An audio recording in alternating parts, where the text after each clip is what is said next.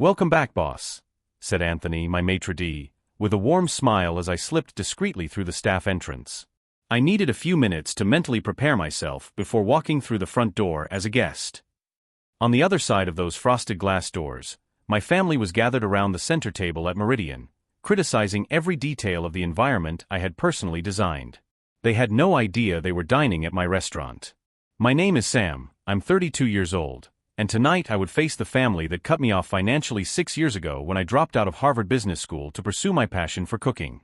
To the Morrisons of Boston, I was the failed son who chose to play chef instead of running the family investment empire." I adjusted my simple tie, purposely modest to maintain the illusion that I was still struggling to make ends meet, and took a deep breath. The familiar aroma of fresh basil, red wine reduction, and white truffles that perfumed the air should have calmed me. After all, this was my sanctuary, my pride and joy. But tonight, every fragrance only intensified my anxiety. Through the small kitchen windows, I could see my father, Robert Morrison, examining the wine list with his typical expression of someone about to find fault. His gray hair was perfectly combed, and he wore the same Patek Philippe watch he had received when he closed his first big deal. Everything about him screamed traditional corporate success. My mother, Victoria, was fixing her platinum hair while critically assessing the decor. She was wearing Chanel, always Chanel, and her straight posture betrayed years of etiquette lessons she had insisted all her children attend. Even sitting down, she radiated the quiet authority of someone who had always controlled every aspect of family life. My older brother, David, was impeccable in his $3,000 suit, gesturing animatedly to his fiancée, Amanda, a Texas oil heiress.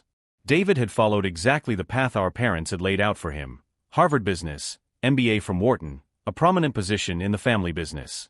He was everything I should have been. Amanda smiled politely as David spoke, her discreet but obviously expensive jewelry catching the candlelight. She represented exactly the kind of union my parents approved of: strategic, lucrative, and socially advantageous. The family gathering had been planned to officially introduce Amanda to the family, and David had chosen Meridian because it was the most exclusive restaurant in Boston and impossible to get a table at. 5 stars in Zagat, 3 stars in Michelin, and an 8-month waiting list. What they didn't know was that I had built this culinary empire from the ground up, working 18-hour days, sleeping on the restaurant floor for the first few months, and proving that my rebellious phase had turned into the biggest culinary sensation in New England. I watched my father frown as he read the prices on the menu. Even as a multimillionaire, Robert Morrison never lost the habit of questioning the value of everything. $200 for a bottle of Bordeaux? I could almost hear him mutter. What he didn't know was that I had personally selected that wine during a trip to France, meeting the winemaker and his family. Isabella, my sous chef, appeared at my side holding a clipboard. "Chef, table 17 is asking if you can customize the tasting menu for the lady's seafood allergy." "Of course," I replied automatically, but my mind was focused on the center table. "Prepare the sea base with herb crust instead of the sole, and replace the shrimp risotto with the wild mushroom risotto that arrived yesterday from Oregon." She nodded and walked away, but I could tell she had noticed my tension. The entire staff knew tonight was special, though few understood exactly why. I had worked with some of them since the early days, when Meridian was just an ambitious dream and a mountain of debt. The truth was, I had orchestrated this moment for years. Not out of petty revenge, but because I wanted them to see me, really see me, before they found out who I had become. I wanted to experience, one last time, what it was like to be treated as the family failure now that I was absolutely certain of who I was. For 6 years, they had ignored me completely. No phone calls, no invitations to holidays, no interest in whether I was alive or dead. To them, I had simply disappeared from existence when I chose an inappropriate life. Anthony returned, carrying a tray of glasses of Dom Perignon 1996 champagne. "Your family chose our second most expensive option on the list," he whispered with a mischievous smile. "Apparently, they wanted something impressive, but not too extravagant." I almost laughed. Typical Morrison, always calculating the social impact of every decision. They wanted to impress Amanda without seeming ostentatious, maintaining the restrained elegance that characterized the Boston elite. "And there's more," Anthony continued. "I overheard your father commenting that at least this place maintains proper standards, as if he were some expert on haute cuisine." The same man who considered Olive Garden good Italian food was about to judge my work without knowing it. The irony was almost poetic. "Chef Sophia," my hostess whispered, appearing at my side. "The time has come. They're asking if the last member of the party has arrived." I took one last deep breath. For 6 years, I had imagined this moment in different ways. Sometimes I fantasized about a dramatic revelation that would leave them speechless with surprise. Other times, I dreamed simply of proving them wrong about me. Now, wearing my simplest suit and assuming my old persona as the disappointing son, I was about to find out if my family had changed or if they still saw me only through the lens of their own prejudices. I looked around my kitchen one last time, the beating heart of my empire. The stainless steel countertops gleamed under the lights, my staff worked in perfect sync, and the rhythmic sound of knives against cutting boards created a familiar symphony. I had built all of this with my own hands, starting as a simple kitchen assistant and climbing every rung of the ladder through sheer determination.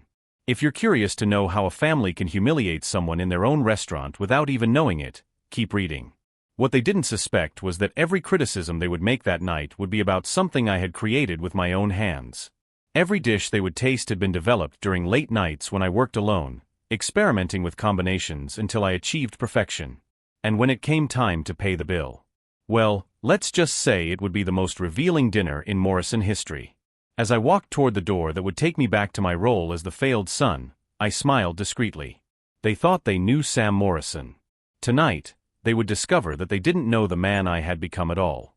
Sophia led me through the front door, and I felt the familiar weight of anxiety tighten in my chest. Even though I owned the place, stepping back into the role of failed son brought back memories I'd rather keep buried. "Sam!" my mother exclaimed as I approached the table, her voice carrying that artificially sweet tone she used to mask embarrassment.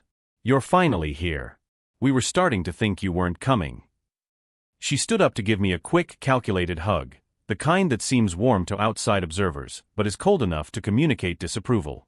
The expensive perfume she wore, Tom Ford, if my memory served me correctly, was the same as 6 years ago. "Sorry I'm late," I lied smoothly, traffic was bad. My father barely looked up from the wine list, offering only a stiff nod. Robert Morrison never forgave easily, and my betrayal of the family was still an open wound in his patriarchal pride. "Sam." David rose with exaggerated enthusiasm, a performance clearly intended to impress Amanda. "Good to see you, brother." "Amanda, this is my younger brother Sam. The artist in the family." The word artist came out of his mouth like an embarrassing medical diagnosis. David always had a special talent for turning compliments into subtle insults. Amanda extended a perfectly manicured hand, her smile polite but distant. "David has told me so much about you," she said, though it was obvious from her tone that the so much had not been particularly flattering. "I hope it was all positive," I replied, taking the only empty chair at the table. I discreetly watched Anthony pour water into crystal glasses I had personally chosen during a trip to the Czech Republic. "Of course," Amanda laughed, a crystal-clear, empty laugh. "He said you work in gastronomy?" The deliberate hesitation before gastronomy did not go unnoticed. Clearly, David had used less diplomatic terms to describe my career. "I work with food, yes," I confirmed simply. My mother quickly changed the subject, as she always did when my profession was mentioned.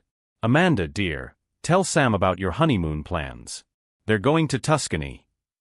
As Amanda began to describe in elaborate detail the 15-bedroom villa they had rented, I allowed myself to observe my family with a detachment of 6 years.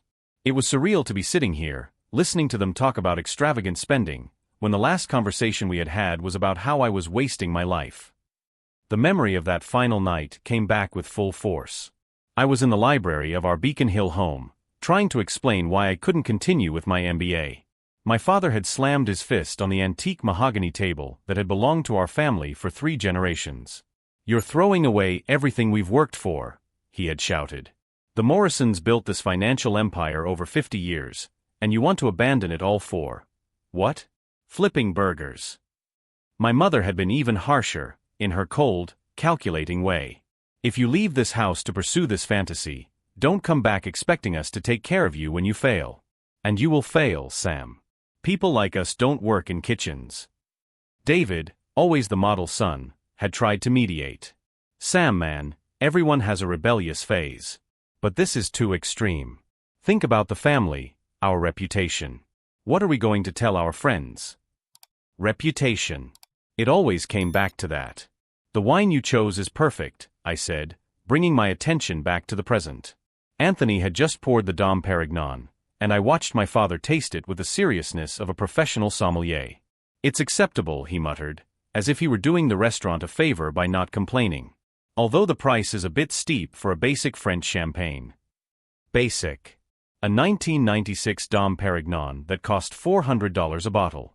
Typical of Robert Morrison to turn luxury into something mundane to maintain his imaginary superiority. So Sam, Amanda turned to me with what seemed like genuine curiosity. David mentioned that you live in Boston. What part? Awkward silence filled the table. Everyone knew I had left home penniless, and they clearly assumed I lived in some questionable apartment in neighborhoods they preferred not to mention. North End, I replied honestly. It was technically true. My penthouse was in the historic heart of the city. Oh, Amanda nodded politely, probably imagining a cramped studio above an Italian pizzeria. It's picturesque, my mother added, using the Boston elite code for inadequate but tolerable for lower-class people. David, always eager to fill uncomfortable silences, started talking about recent investments in the family business. We just closed an amazing deal with a restaurant chain, he said excitedly. Dad managed to convince them to sell for a fraction of the real value. They were desperate after the pandemic. My father smiled with cruel satisfaction. Business is war, Amanda. You either take advantage of others' weaknesses or you end up being taken advantage of. The Morrison philosophy of life in a sentence. I had grown up hearing variations of this mantra during family dinners, absorbing the message that compassion was weakness and that success necessarily meant someone else's failure. And you, Sam? Amanda asked, perhaps noticing my silence. How are things going at your job? Before I could answer, David laughed. Sam's always been modest about his professional achievements. Right, brother. The condescension in his voice was so thick you could cut it with a knife. David had mastered the art of sounding supportive while burying the dagger. Things are going well, I replied calmly. How well? My father asked, his first direct participation in the conversation with me. Have you gotten a promotion? Any stability? The word stability carried decades of judgment. To him, stability meant an office, a corporate title, and a predictable salary. Anything outside of that mold was instability by definition. I have increasing responsibilities, I replied diplomatically. My mother sighed almost imperceptibly. Sam dear, you're 32 years old. Most of your former Harvard classmates are already junior partners at major firms. Don't you think it's time to consider a more traditional path? Traditional. Code for Morrison family approved. I'm happy with my choices, I said firmly. Happiness doesn't pay the bills, my father retorted. Nor does it build a solid future. You still have time to correct this detour. Anthony appeared at the side of the table with small, elegant plates. Amuse-bouche on the house, he announced professionally. Kushi oysters with Ostra caviar and champagne foam. I watched my family examine the dish with varying expressions of interest and skepticism. It was one of my most refined creations, developed during a 3-month internship at a Michelin-starred restaurant in France. How delicate, Amanda commented, genuinely impressed after the first bite. My father chewed thoughtfully. The oysters are fresh, though the presentation is a bit pretentious for a free appetizer. David nodded approvingly. Not bad. Though I prefer oysters prepared in a more traditional way. Each comment about my food was like a subtle stab. They had no idea they were criticizing years of technical refinement and artistic creativity. The chef here must be talented, my mother remarked. I imagine he's European. Americans rarely achieve this complexity of flavors. I took a deep breath. In a few hours, they would discover just how American the chef was. And when that happened, well, let's just say it would be a night none of us would ever forget. The irony was almost poetic. Here they were, finally appreciating my work, but only because they didn't know it was mine. For 6 years, they had refused to acknowledge that I could have any talent for anything beyond what they considered acceptable. Tonight, they would discover that the failure of the family had built a culinary empire right under their prejudiced noses. And I couldn't wait to see their expressions when the bill arrived. The first main course arrived, my duck confit with cherry reductions and sweet potato puree that had taken me 2 years to perfect. I watched anxiously as Anthony served each portion with the choreographed precision I had personally trained him to use. Finally, something substantial, my father muttered, cutting into the meat with calculated movements. Although the presentation is a little too artistic for my taste. Too artistic. As if beauty were a flaw. Amanda tasted delicately, and her eyes lit up. David, this is extraordinary. The seasoning, the texture. It's almost like art. Don't exaggerate, dear, David laughed condescendingly. It's just dinner. Although I admit it's decent. Decent. My most award-winning creation, which had been featured on the cover of Food and Wine last month, was decent. My mother chewed thoughtfully, analyzing each flavor as if she were a judge at a cooking competition. The duck is well prepared, she finally pronounced, but there's something about the sauce that I find a little too experimental. I prefer more classic preparations. Experimental. It was the exact opposite, a traditional French technique I had studied with masters in Lyon. But to Victoria Morrison, anything she didn't immediately recognize was automatically suspect. Sam, my father turned to me abruptly, you're very quiet tonight. Problems at work. The irony was so thick you could have served it for dessert. Here I was, sitting in the middle of my own culinary empire, being asked about problems at work. I'm just taking it all in, I replied honestly. I hope you're paying attention to how a real establishment works, my father continued, gesturing around him. Maybe it will inspire you to pursue something more elevated in your career. Elevated. As if 3 Michelin stars weren't elevated enough. David, always eager to dominate the conversation, began telling a story about how he had saved a failing restaurant that the company had acquired. The owner was one of those artistic dreamers, he said, clearly directing the comment at me. More concerned with creative expression than actual profits. We had to fire him and bring in professional management. Each word was a calculated stab. David always knew exactly where to aim for maximum damage. That's the difference between a hobby and a business, my father added, taking the opportunity to reinforce the lesson. Passion doesn't pay the bills. Amanda seemed uncomfortable with the growing tension at the table. Maybe we can talk about something lighter, she suggested diplomatically. Sure, my mother smiled coldly. Sam, tell Amanda about your future plans. Surely you don't intend to work in kitchens forever. The question hung in the air like a guillotine waiting to fall. All eyes were on me, waiting for me to admit failure and beg for help from my family.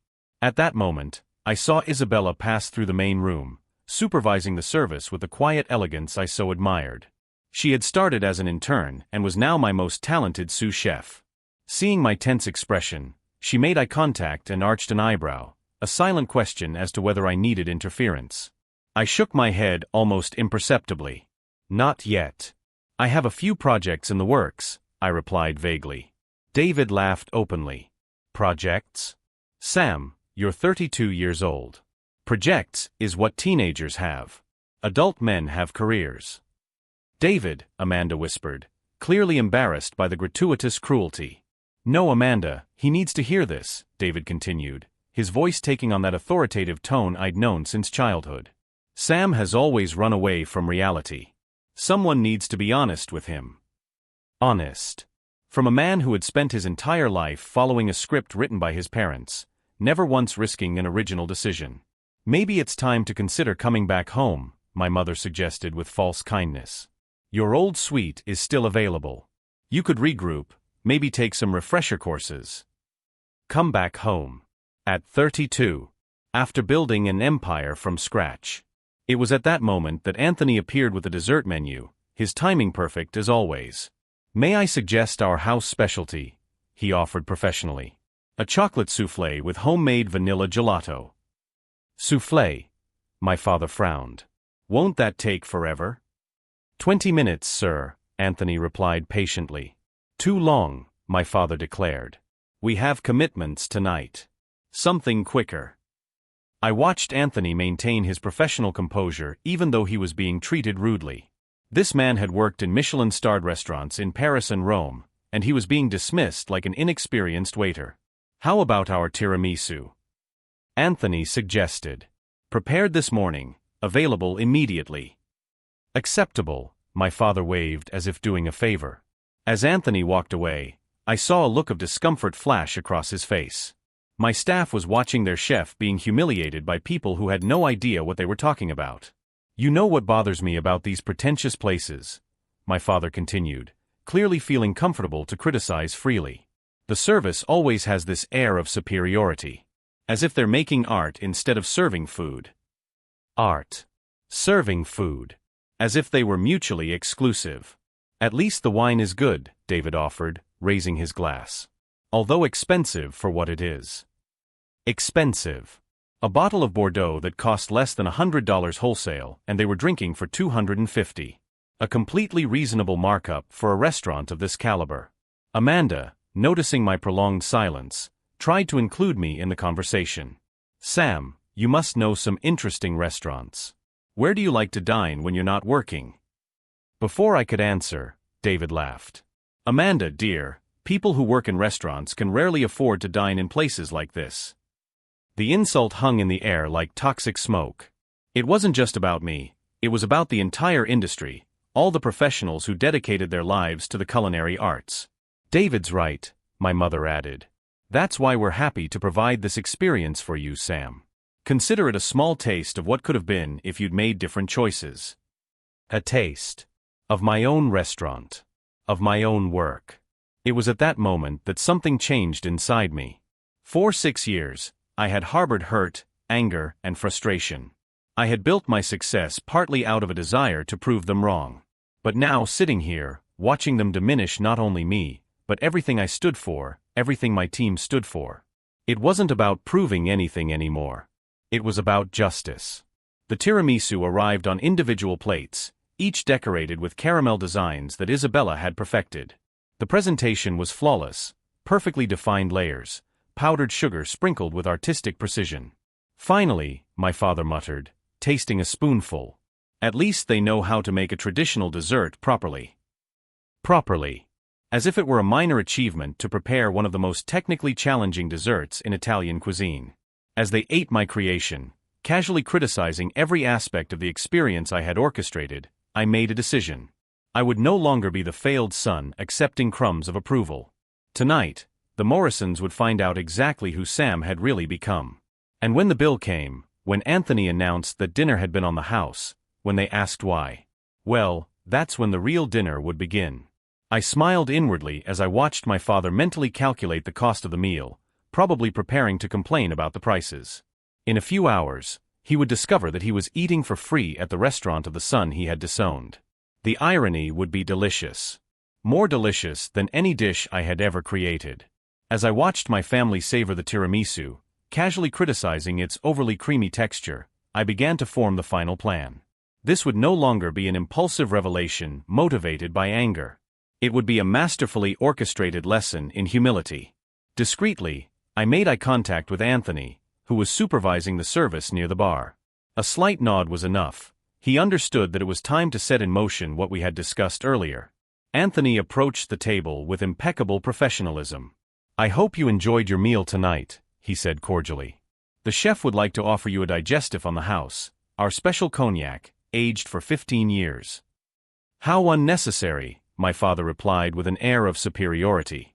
But acceptable. As long as it's of decent quality. Decent quality. A Hennessy parody that cost $800 a bottle. As Anthony excused himself to fetch the cognac, my mother turned to me with that expression I had known since childhood, part feigned concern, part genuine condescension. Sam dear, she began, lowering her voice as if to reveal a family secret. Your father and I have been talking. Perhaps it's time we considered more practical options for your future. More practical options. Morrison code for give up your dreams and accept our plan for your life. David leaned forward, assuming his familiar role as wise older brother. Sam, I know people in corporate sales. Nothing too glamorous, but it's a stable industry. You could start out making $40,000-$50,000 a year. $40,000. Less than I paid each month just for specialty ingredients for the restaurant. And there's the apartment above the garage, my mother added quickly. You could live there while you get your finances in order. It would be temporary, of course. Temporary.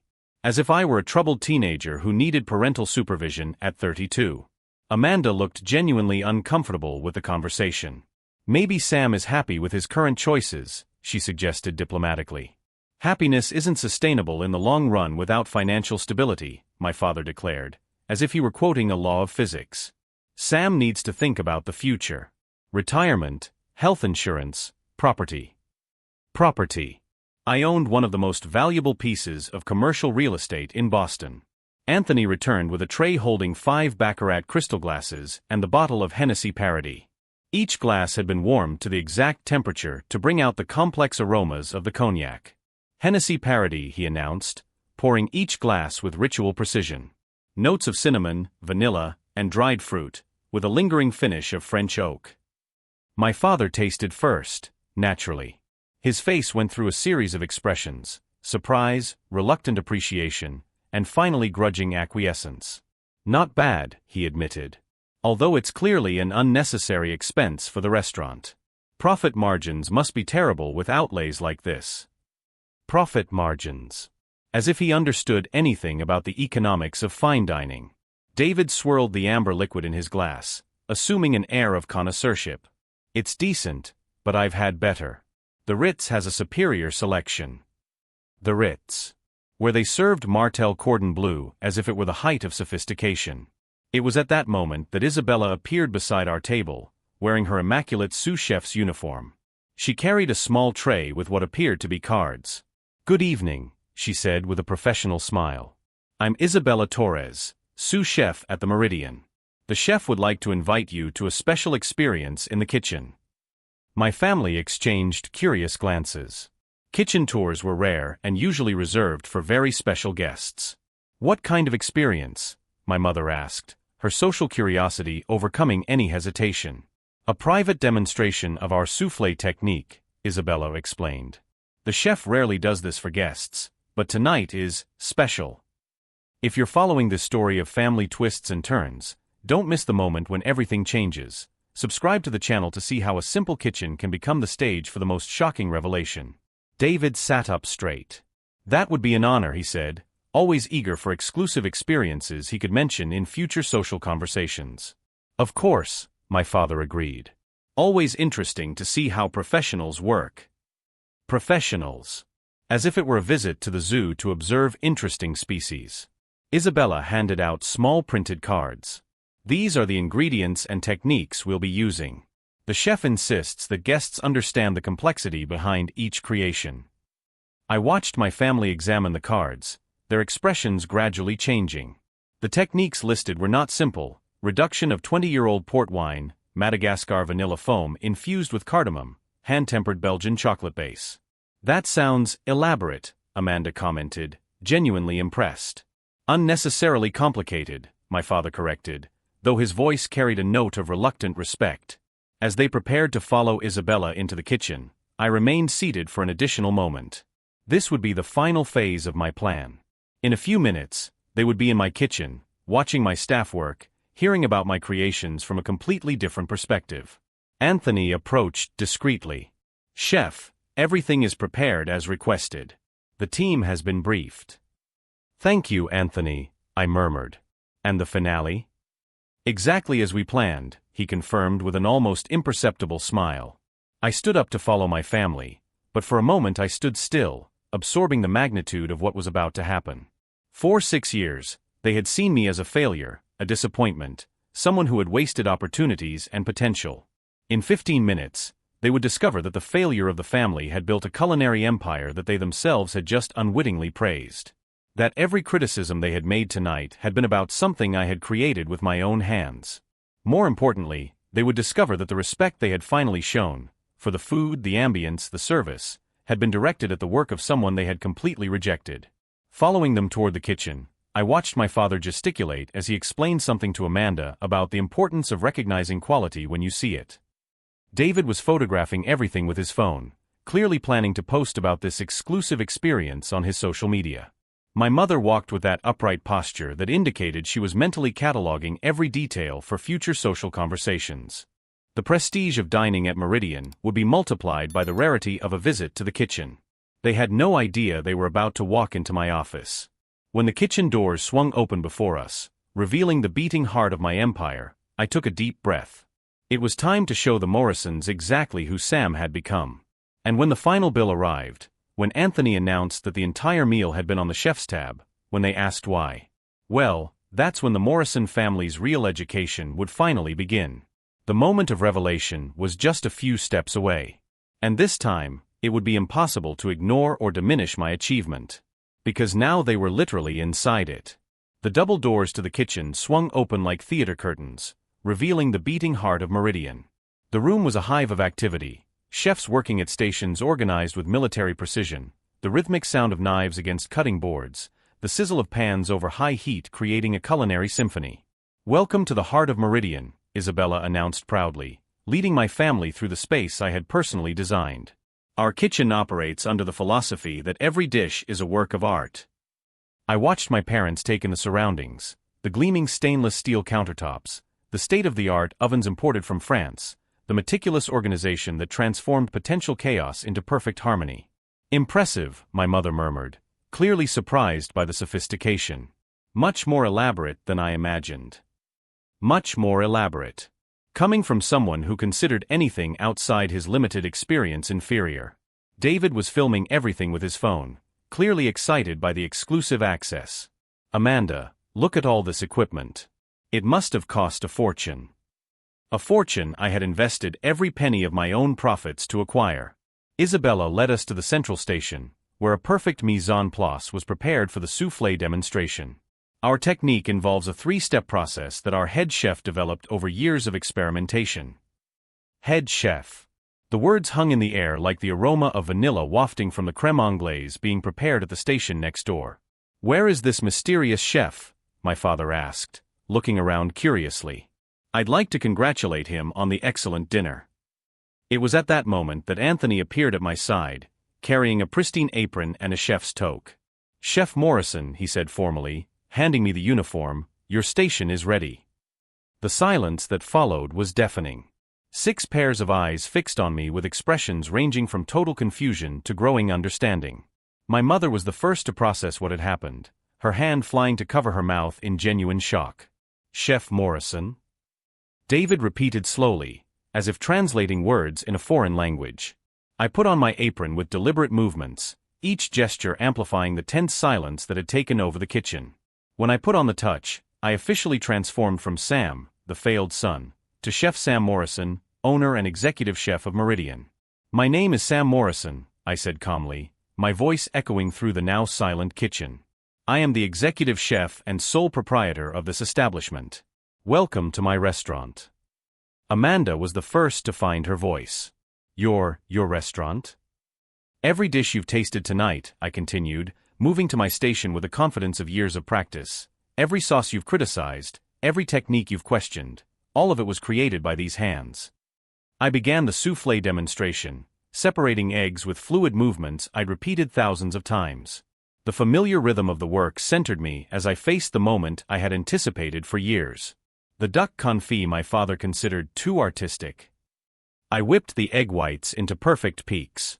A technique I learned from a 3 Michelin star chef in Lyon. The tiramisu my mother thought was experimental. A recipe developed after 6 months studying with master pastry chefs in Turin. My father finally found his voice, though it trembled slightly. "Sam, how is this possible? How did a failure build all this?" I finished the question for him, delicately folding the egg whites into the chocolate base. "By working 18 hours a day. Sleeping on the floor of this kitchen for the first few months. Selling my car to buy basic equipment." David still had his phone in his hand, but he had stopped filming. "But, you said you worked with food. You never mentioned that. That you owned one of the most exclusive restaurants in Boston?" Isabella interrupted, taking on the role we had rehearsed. "Chef Morrison prefers to let his work speak for itself." I put the soufflé in the oven with precision timing. 6 years ago, you told me that people like us don't work in kitchens. That I was wasting my life, my education, my family lineage. My mother had visibly paled. "Sam, if we had known." "If you had known what?" My voice took on a sharper edge. That I would be successful? That I would build something valuable? Her approval has always depended on my results, never on my passion. Anthony appeared discreetly at my side. Chef, today's numbers. The movement was exceptional, as always. He handed me a clipboard I had asked him to prepare, a summary of the restaurant's financial figures. Not for bragging rights, but to complete the picture. Average monthly revenue, $350,000, I read aloud. Net profit margin, 42%. Current waiting list, 8 months. Estimated business valuation, $4.2 million. Each number fell like a bomb in the silence of the kitchen. David, always focused on financial matters, was the first to fully process it. 4.2 million? Sam, that's more than our family business has made in the last 2 years, I added dryly. And I built that starting with $15,000 in personal savings and a dream you all thought was childish. My father leaned heavily against a counter, the weight of the revelation clearly affecting him. Why didn't you tell us? Because I wanted you to see me first, I replied honestly. I wanted to experience what it would be like to be treated as the Sam you chose to see. The failure. The disappointment. The son who wasted opportunities. The oven timer rang, a sound that cut through the tension like a sharp knife. I removed the soufflé, perfect golden brown, tall and proud, a culinary metaphor for my own journey. Every criticism you made tonight, I said, placing the soufflé on the center counter, every comment about pretentious presentation, overpriced food, arrogant service, you were criticizing my work, my team, my vision. Isabella approached with small, elegant plates. Chef Morrison has revolutionized the Boston food scene, she said, serving portions of the soufflé to each member of the family. Food and Wine named him one of the 5 most innovative chefs in the country under the age of 35. Under 35. The age that had always been seen as a limitation in my family was now an exceptional achievement. Amanda, who had remained silent throughout the revelation, finally spoke. David, her voice was a whisper, you told me that your brother was that he was struggling, David finished, his earlier arrogance completely evaporated. I told you he was struggling to stay afloat. And I was, I admitted, watching them taste my most technical creation. Fighting to build something extraordinary from nothing. Fighting to prove that passion and competence can coexist. Fighting to become someone you would finally respect. My mother had begun to cry silently. Sam, we made a terrible mistake. You made a choice, I corrected gently. You chose your preconceptions over my reality. You chose your expectations over my dreams. You chose the image you wanted to project onto the person I really am.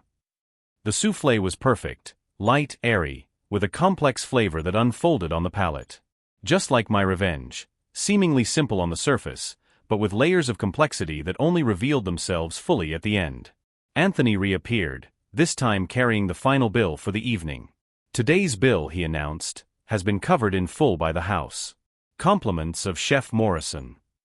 $687 worth of food and drink they had consumed while treating me like a financial failure who could barely afford his own meal. Now, he said, removing my apron and hanging it on its designated hook, you have a choice to make. You can leave here still seeing me as the son who disappointed the family, or you can finally get to know me as the man I've become.